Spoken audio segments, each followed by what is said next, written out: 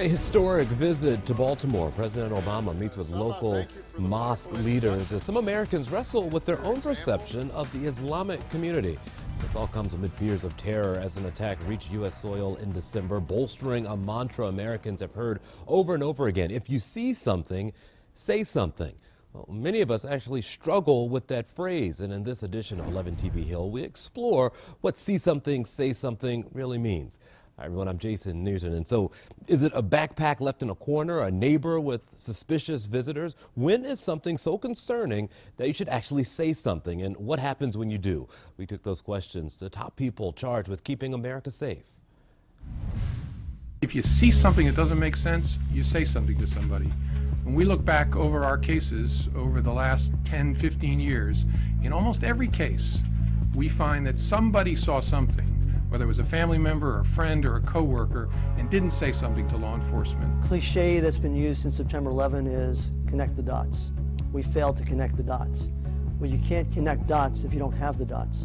So the See Something, Say Something campaign is one way to increase the number of, call it dots, call it evidence, call it information, to then be assessed and evaluated properly by professionals to put together the mosaic, the complete puzzle. I understand the reticence, even pre-September 11, the general, let's call it the American attitude. Part of what makes this country great is our privacy. So I understand the reticence of calling in something that you think is suspicious. The problem with that is there are people out there who are doing things that need to be reported. So you have to overcome that logical reticence to call and say there's something wrong here. That does not mean that someone's going to go out and bust in doors. That does not mean anyone's going to get arrested. It doesn't even mean an investigation will ensue. It means that an evaluation will occur by professionals who do this for a living. One main point of confusion, for example, when trying to find suspicious behavior or overanalyzing it, would be cultural differences. Anything from religious to race to national background. So, for example, if we're dealing with a religious sect that prohibits men and women touching or direct eye contact, as a Western, I would recognize that as possibly suspicious, abnormal behavior, when in reality that is what they're used to. The most oft asked question since September 11 is, what is suspicious? What do you mean by that? And all I can answer, and all I've been able to answer, is a very general way.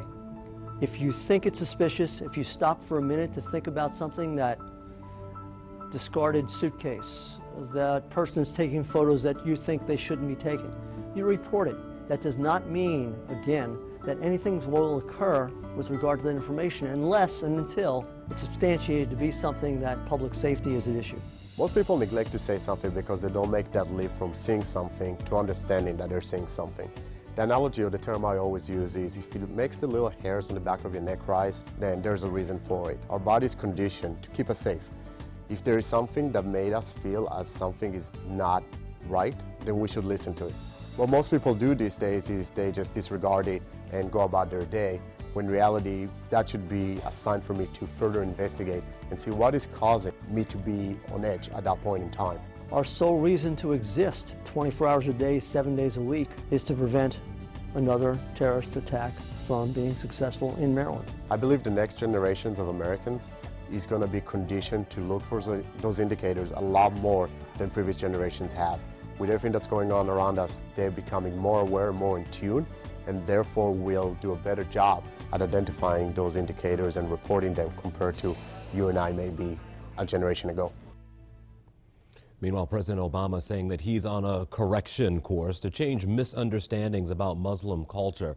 From a Baltimore mosque earlier this month, the commander-in-chief pointed to America's history of religious freedom as a basis for a united country. 11 TV Hill reporter Omar Menez has details on the president's address.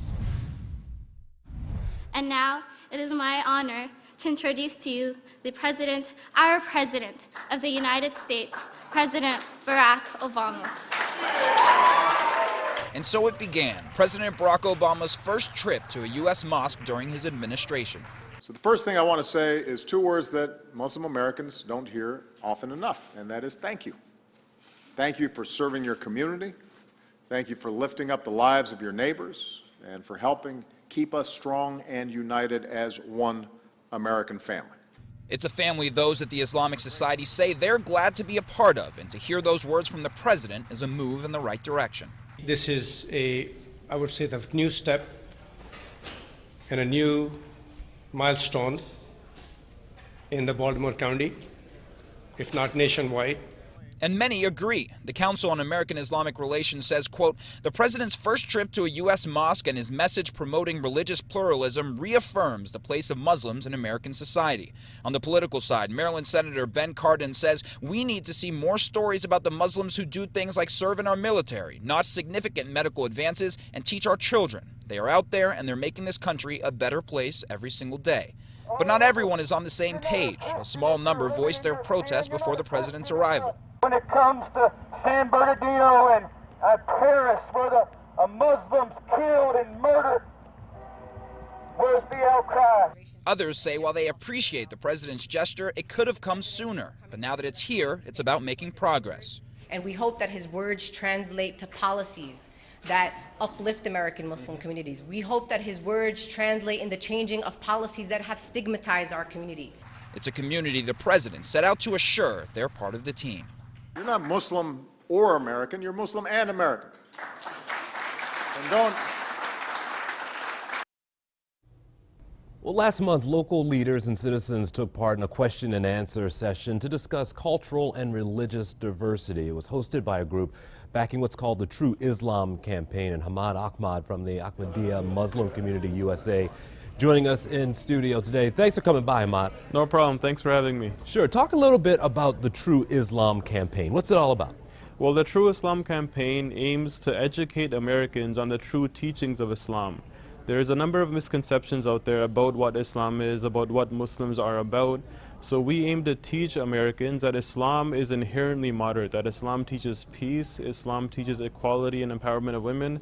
There's a number of misconceptions that we aim to teach people from the True Islam Campaign, that Islam truly is inherently moderate, and that is our mission as the Ahmadiyya Muslim community, as Muslims who believe in the Messiah, to teach people and educate people what true Islam is all about. Sure, I was reading some of your work online. It talked a lot about love and friendship. Talk to me about those principles. Why is that important to you? Well, as Muslims who believe in the Messiah, the Ahmadiyya Muslim community, we believe that we are all the children of God. Whether we are Muslim or Jew or atheist, it doesn't matter what religion we belong to, what sect we belong to, we are all the children of God. So we are all equal under God. The Quran categorically says that all life is equal under God, all life is worth the same. So we believe that there should be no violence, especially because of faith. There should be no hatred because of faith. Our faith should unite us as one people under, that God. Even if we give that God different names, we still at the end of the day worship that same God. We're looking at some pictures from your question and answer in Rosedale. What are people saying there? What didn't they understand, do you think, when it comes to Islam? Well, in the beginning there were a lot of questions about equality of women, there was questions about terrorism, and those were the things that we were there to educate them on. And afterwards, once we answered those questions, people did walk away, feeling pleased, feeling educated that we did not know Islam does not teach a violent jihad. They did not know that Islam teaches a peaceful jihad of the pen to reform yourself. They didn't know that Islam does teach equality and empowerment of women. So these are the things that people walked away knowing. People walked away being introduced to the Khalifa of Islam, Mirza Masroor Ahmad. They walked in only knowing Abu Bakr al-Baghdadi. They walked away knowing that the Ahmadiyya Muslim community is under the leadership of the true Khalifa of Islam, Mirza Masroor Ahmad, who resides in London, England. And there's some people, I guess, out there who may associate, say, a particular faith and not a particular person with crime. Is that what you, or with violence, is that what you get back to you? And is that part of the push, do you think, to do some educating? Exactly. When people see, Abu Bakr al-Baghdadi or ISIS or terrorism on the news, they equate that with Islam. They don't equate it just with, a group of people, they equate it with the faith. So our job as the Ahmadiyya Muslim community, as Muslims who believe in the Messiah, Mirza Ghulam Ahmad of Qadian, we believe we must educate people to tell them that terrorism, jihad, has no place in our faith. It has no place in Islam. Our faith teaches peace and love and brotherhood. It teaches unity. It teaches, tolerance. It is inherently moderate. And that is what our Khalifa of Islam espouses every week, every time he speaks. About 30 seconds left. What did you make of the president's visit here to Catonsville recently? What did you think? Well, I thought, as the Ahmadiyya Muslim community, we believe that this was, an amazing step that he took to mend relationships, to build bridges, to show, people follow their leader. When there's corrupt leadership, people will be corrupt. In America, we're blessed to have good leadership. We have good leaders. Obama, we believe, is a good leader in the sense that he took that step to build a bridge, to make relationships, and hopefully the country will follow that lead as well. Ahmad Ahmad, thank you for coming by. No problem. Thanks for having me.